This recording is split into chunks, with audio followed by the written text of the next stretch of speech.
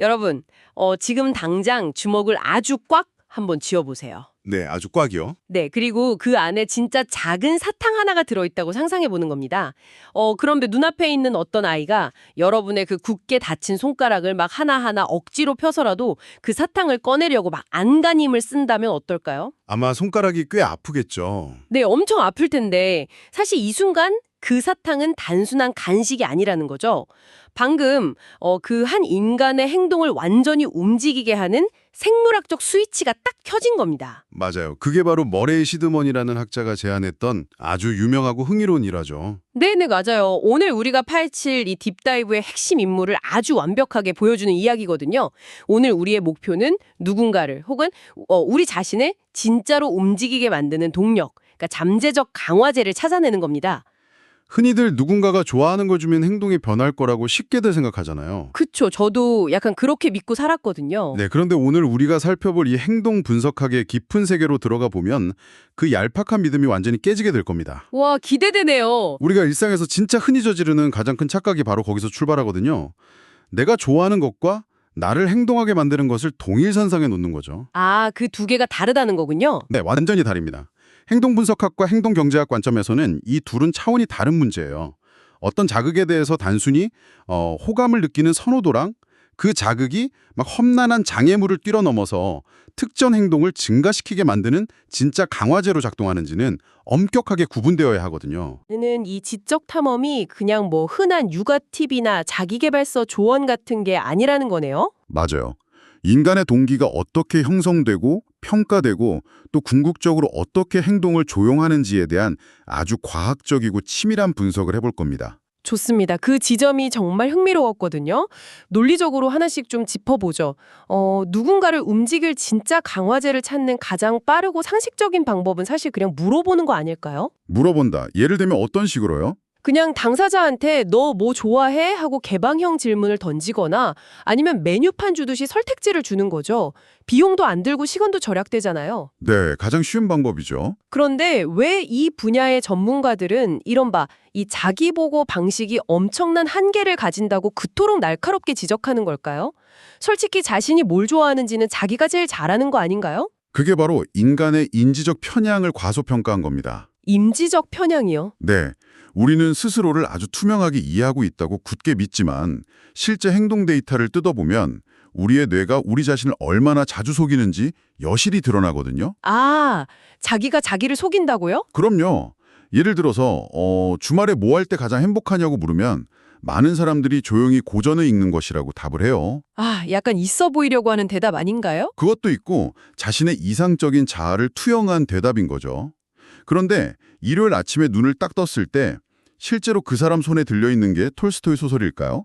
아니면 끝없이 스크롤되는 소셜미디어 피드일까요? 아, 완전 뼈를 맞은 기분인데요. 당연히 침대에 누워서 스마트폰 보고 있겠죠. 저도 그러니까. 바로 그 간극입니다.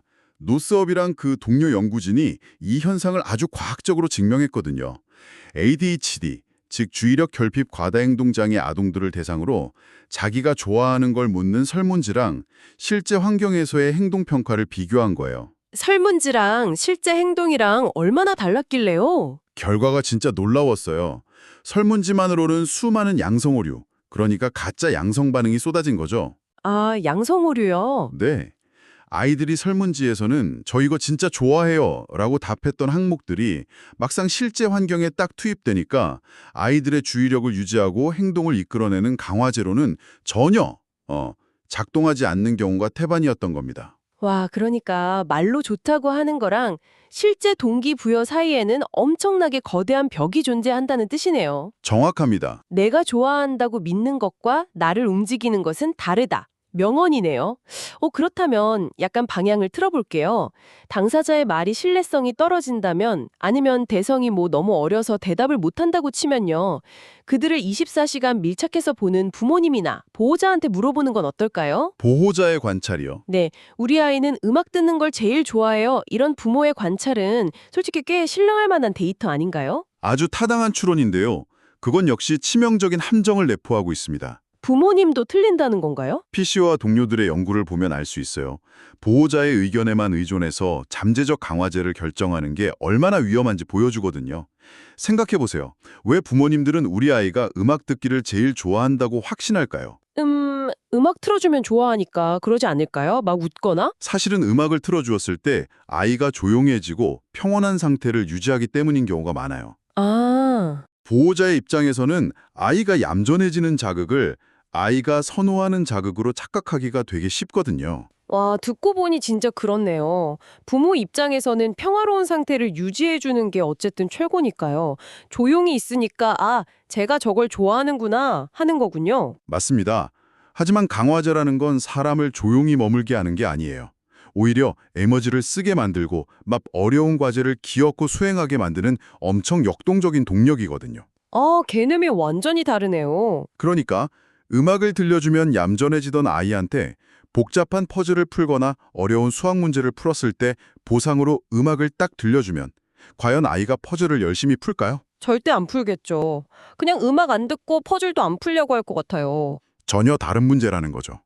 그래서 행동 분석의 논리 흐름은 이 과정을 아주 철저하게 두 단계로 분리합니다. 두 단계요? 네, 1단계는 자극 선호도 평가, 영어로는 SPA라고 하는데요. 이건 오직 후보군만 선정하는 과정이에요. 그리고 2단계가 바로 강화제 평가죠. 아, 1단계에서 뽑힌 후보들이 실제로 행동의 빈도를 높이는지 과학적으로 검증하는 게 2단계라는 거군요. 네, 그게 최종 관문입니다. 1단계와 2단계를 분리한다. 그러니까 선호도 평가는 약간 오디션 프로그램의 1차 서류 전형이나 지역 예선 같은 거네요.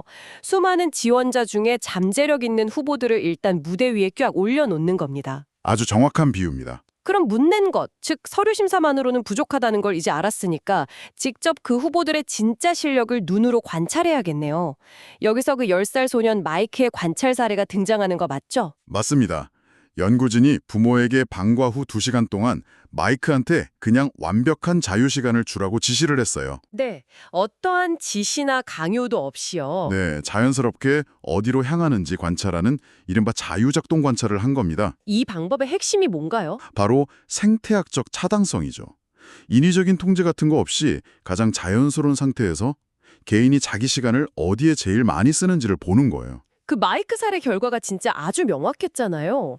책, 장난감, 비디오 게임, TV가 모두 접근 가능한 방에서 총 600분을 관찰했는데 마이크가 비디오 게임에만 295분, TV에 205분을 썼어요. 거의 다 쓴 거죠. 네, 반면에 책 읽기나 장난감에는 각각 20분, 10분밖에 안 썼거든요.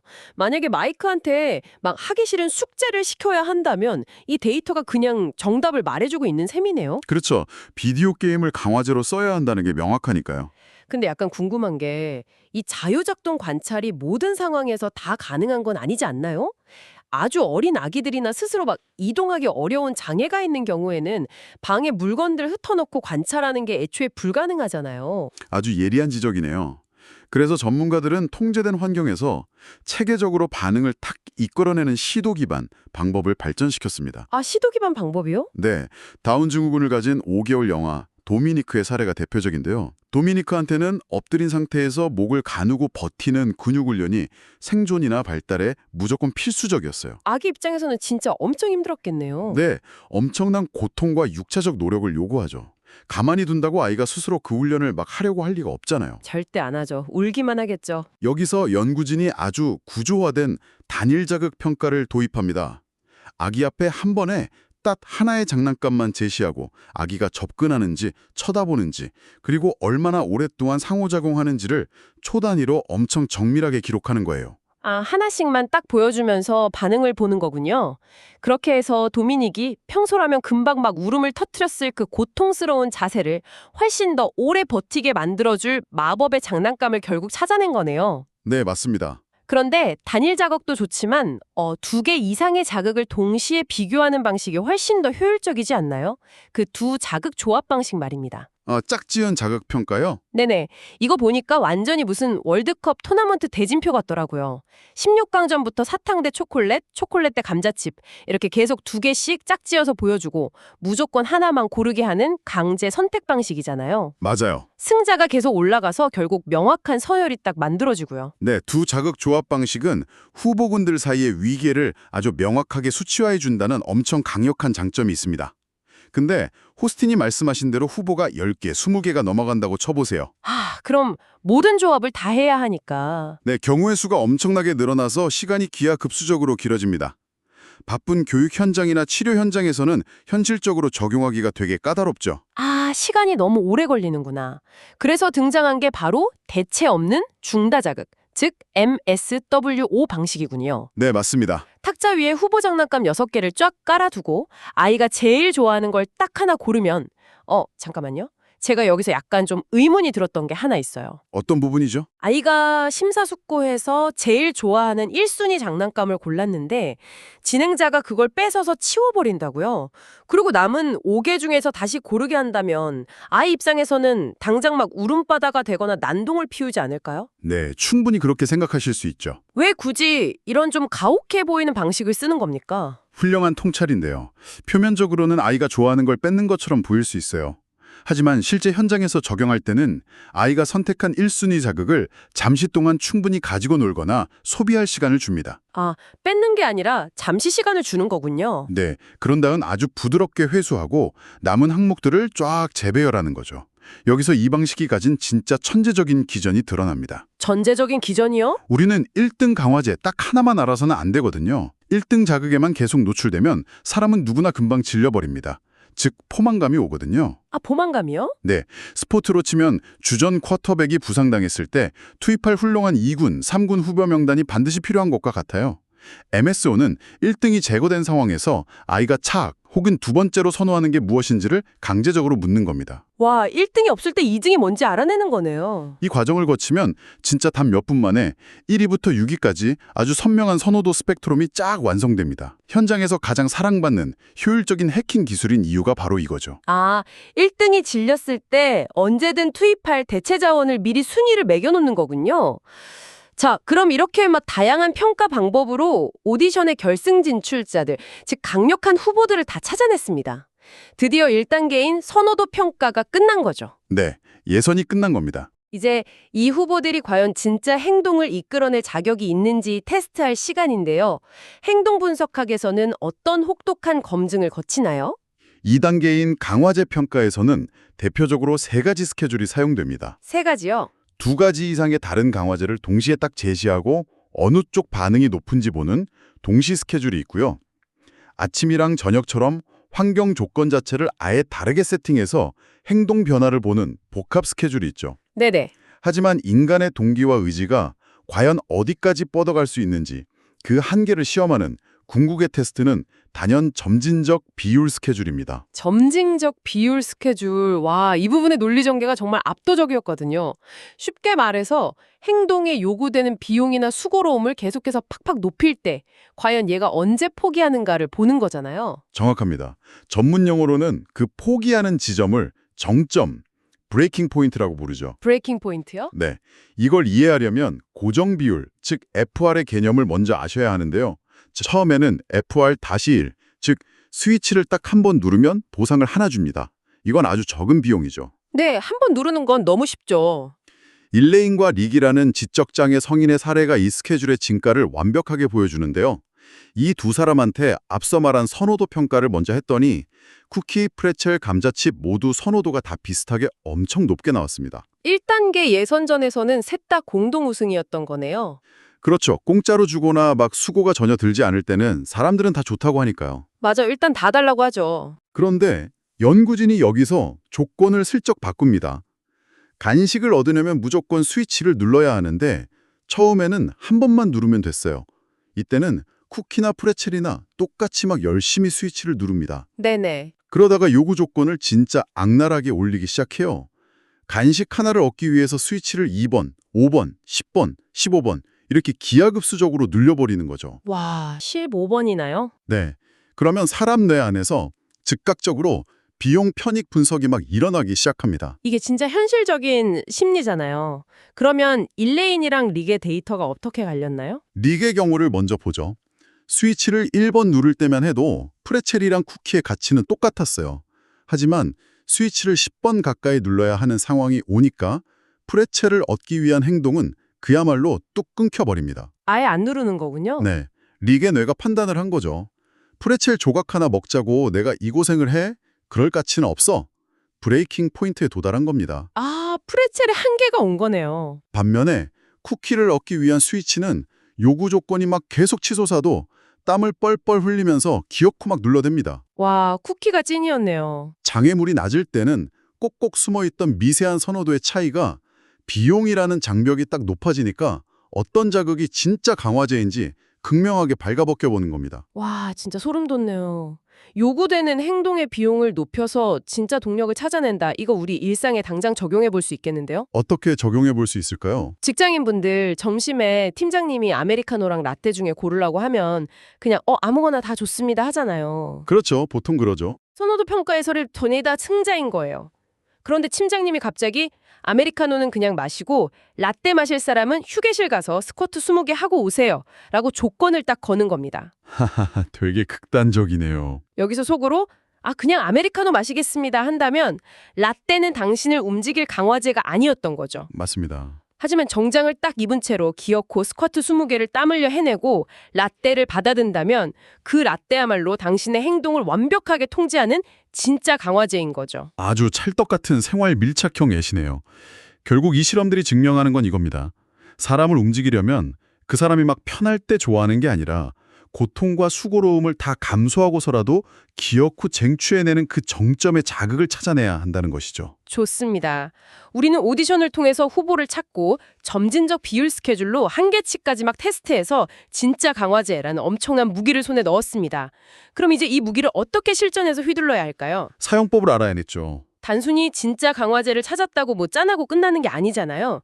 이걸 현장에서 부작용 없이 효과적으로 사용하려면 어떤 원칙들이 필요할까요? 행동 분석학자들이 오랜 시간 진짜 현장에서 겪은 수많은 실패와 성공 데이터를 통해서 정립한 이른바 강화를 효과적으로 사용하기 위한 지침들이 있습니다. 오, 지침이요? 이 네 가지 황금률은 단순히 무언가를 준다는 행위를 넘어가지고 인간의 뇌랑 심리가 어떻게 반응하는지를 아주 정확하게 꿰뚫고 있어요. 첫 번째 원칙부터 알려주시죠. 첫 번째 원칙은 초기 기준의 하향입니다. 초기 기준의 하향이요? 네, 처음 시작할 때는 목표 행동의 기준을 진짜 어이없을 정도로 낮게 잡으라는 겁니다.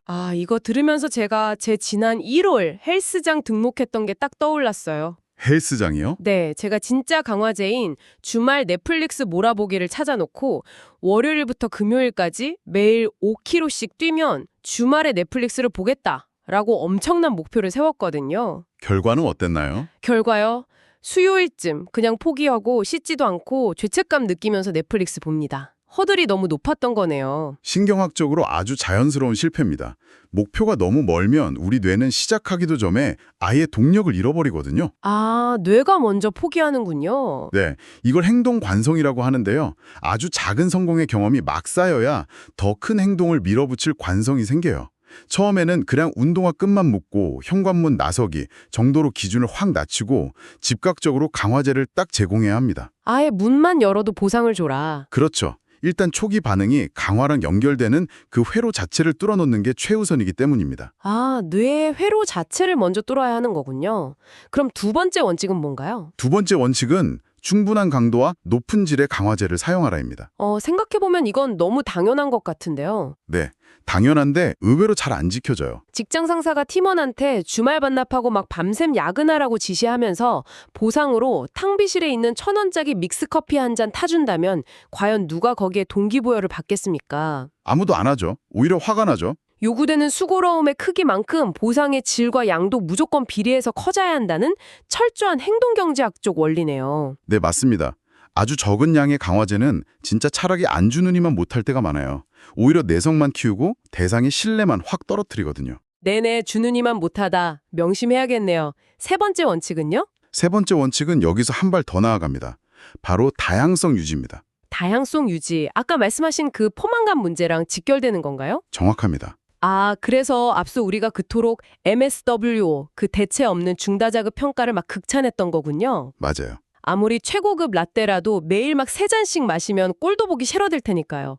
우리 뇌는 똑같은 자극이 반복되면 무뎌지는 습관화 과정을 결국 겪게 되니까 어제 엄청 강력했던 동기부여 스위치가 오늘은 완전 먹통이 될 수 있다는 뜻이잖아요. 네네, 바로 그겁니다. 그래서 1군, 2군, 3군 강화제 리스트를 수시로 업데이트하면서 번갈아서 팍팍 투입해야 한다는 거고요. 네, 논리가 아주 완벽하게 연결되고 있네요. 인간의 동기 설정 조작은 주변 환경이나 내면의 상태에 따라서 진짜 시시각각 변하거든요. 따라서 이 강화제 메뉴판은 항상 다양하고 되게 신선하게 유지가 되어야 합니다. 네 번째 원칙, 마지막 원칙은 뭐나요? 마지막 네 번째 원칙은 이 모든 과정의 궁극적인 지향점이라고 할 수 있어요. 고안된 강화제에서 자연스러운 전이를 이끌어내라. 자연스러운 전이요. 인위적인 보상에서 이제 그만 벗어나라는 뜻인가요? 네, 맞습니다. 하긴 계속 평생 칭찬 스티커나 뭐 사탕, 라떼만 주면서 살 순 없으니까요. 그렇죠. 초기에는 행동을 어떻게든 형성하기 위해서 초콜릿이나 장난감 같은 직접적이고 인위적으로 고안된 강화제가 꼭 필요해요. 하지만 행동이 어느 정도 탁 자리 잡으면 서서히 이 인위적인 보상을 줄여나가야 합니다. 이걸 페이딩이라고 부르거든요. 아, 페이딩, 서서히 뺀다는 거네요? 네. 대신에 그 행동을 해냈을 때 아주 자연스럽게 따라오는 결과들 있잖아요. 예를 들면 어떤 게 있죠? 예를 들어서 어려운 퍼즐을 풀었을 때 느끼는 내재적 성취감이라든지 아니면 사람들과 어울리면서 얻는 어떤 사회적 인정이나 미소, 이런 자연적인 강화제들이 그 행동을 쫙 유지하도록 세팅을 바꿔줘야 해요. 아, 외부 보상에서 내부 보상으로 넘어가는 거군요. 네, 이것이 바로 타인의 통제를 벗어나서 스스로 자기 행동을 통제하게 만드는 진짜 자립의 완성입니다. 와, 오늘 우리의 딥다이브 정말 숨가쁘게 달려왔습니다. 아, 쟤 이거 좋아하겠지? 라는 얄팍한 추측이랑 그 자기보고의 함정을 완벽하게 넘어섰고요. 네, 편견을 좀 깼죠. 또 마이크와 도미닉 사례를 통해서 자연스러운 환경, 통제된 환경을 막 넘나드는 관찰의 기술도 배웠습니다. 네네. 그리고 그 점진적 비율 스케줄로 비용과 편익 사이에서 고민하는 인간의 브레이킹 포인트를 막 시험하면서 진짜 강화제를 싹 발라내는 법까지 알아봤어요. 아주 핵심만 잘 짚어주셨네요. 누군가를 움직인다는 건 이토록 진짜 치밀한 과학적 실험이랑 통찰의 결과물이라는 게 새삼 정말 경이롭게 느껴집니다. 네, 사실 이 모든 이론을 쫙 관통해서 우리 스스로한테 던져볼 만한 아주 도발적인 질문이 딱 하나 남습니다. 오, 도발적인 질문이요? 우리는 살면서 목표를 달성하지 못하거나 막 나태해질 때마다 아, 나는 의지력이 부족해. 아니면 우리 아이는 왜 이렇게 끈기가 없을까 하면서 내면의 결함만 계속 탓해왔거든요. 맞아요. 저도 매번 제 의지 박약만 탓했죠. 하지만 오늘 우리가 살펴본 데이터에 따르면 인간의 행동은 철저하게 주변 환경의 비용과 보상의 구조, 즉 강화 스케줄에 의해서 아주 강력하게 지배당하고 조용됩니다. 아, 내 의지의 문제가 아니라 나를 둘러싼 환경 세팅의 문제였다는 거군요. 그렇다면 여기서 딱 한 걸음만 더 나아가 보죠. 우리가 매일 습관적으로 멍하니 들여다보는 스마트폰, 막 끝없이 스크롤하게 만드는 소셜미디어 알고리즘, 은근슬쩍 우리 한계를 딱 시험하면서 아이템 결제를 막 유도하는 게임들 있잖아요. 네네, 엄청 많죠. 이 거대한 테크 기업들은 이미 아주 완벽하게 설계된 점진적 비율 스케줄이랑 대체 없는 중다자극 평가를 우리를 상대로 지금 24시간 돌리고 있는 건 아닐까요? 와, 진짜 소름 돋네요. 그들의 앱 안에서 우리가 뭘 먼저 누르고 뭘 포기하는지, 우리의 브레이킹 포인트가 정확히 어디인지, 걔네들은 이미 실시간 데이터로 전부 다 파악하고 있겠군요. 맞습니다. 우리가 나의 자유의지로 딱 선택했다고 굳게 믿는 수많은 일상의 행동들이 사실은 누군가에 의해 엄청 정교하게 설계된 강화제 스케줄의 결과물일지도 모른다는 뜻이에요. 와, 듣고 보니까 약간 무섭기도 한데요? 과연 지금 우리는 우리 스스로를 동기부여하고 있는 걸까요? 아니면 이 거대한 시스템 속에서 그냥 실험 대상자처럼 강화당하고 있는 걸까요? 와, 정말 머리를 한 대 딱 맞은 것 같은 기분이 드는 묵직한 질문입니다. 당장 오늘부터 제 스마트폰을 볼 때마다, 직장에서 업무를 대할 때마다 누가 누구를 강화하고 있는가를 계속 묻게 될 것 같네요. 네, 그게 바로 이 딥다이브의 진짜 목적입니다. 오늘 우리가 깊이 파헤친 이 행동 분석학의 무기들이 여러분의 올가매던 그 잘못된 환경과 습관의 굴레를 딱 끊어내고 스스로의 삶을 아주 주도적으로 설계하는 날카로운 통찰이 되기를 진심으로 바랍니다. 네, 꼭 그렇게 활용하셨으면 좋겠습니다. 자, 당신의 손에 꽉 쥐어진 그 사탕, 여러분은 이제 어떻게 쓰시겠습니까? 다음 시간에도 우리의 지적 호기심을 마구 뒤흔들 새로운 소스들을 아주 겹겹이 쌓아두고 기다리겠습니다. 지금까지 딥다이브였습니다.